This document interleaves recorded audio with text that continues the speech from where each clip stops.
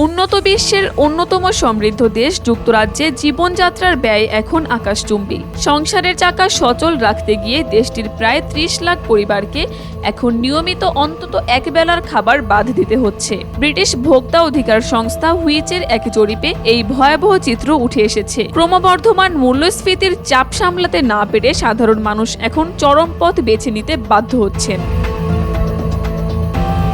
এই রূঢ় বাস্তবতা আগামী দিনগুলোতে আরও বাড়বে বলে আশঙ্কা করছেন ৭১% ব্রিটিশ নাগরিক। বিশেষ করে নিত্য প্রয়োজনীয় খাদ্যের লাগামহীন দাম নিয়ে চরম উদ্বেগে আছেন ৮৫% মানুষ। পরিস্থিতি এমন পর্যায়ে ঠেকেছে যে প্রতি ১০টি পরিবারের মধ্যে একটিকে নিয়মিত ক্ষুধার্ত থাকতে হচ্ছে। খরচ বাঁচাতে ৪৩% ক্রেতা এখন কেবল সস্তার পণ্য খুঁজছেন।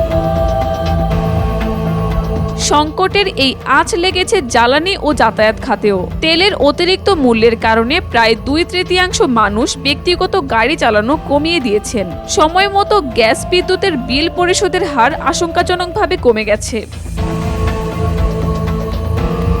সংস্থাটির নীতি পরিচালক সতর্ক করে বলেছেন, এই সংকট শুধু মানুষের পকেটে টান দেয়নি, বরং তাদের শারীরিক ও মানসিক সুস্থতাকেও বিপন্ন করে তুলছে। পরিস্থিতি নিয়ন্ত্রণে আনতে সংস্থাটি এরই মধ্যে ব্রিটিশ পার্লামেন্টে নিত্যপণ্যের দাম কমানোর দাবিতে একটি জরুরি ইশতেহার জমা দিয়েছে। কাকলি আখতার, দেশকাল নিউজ।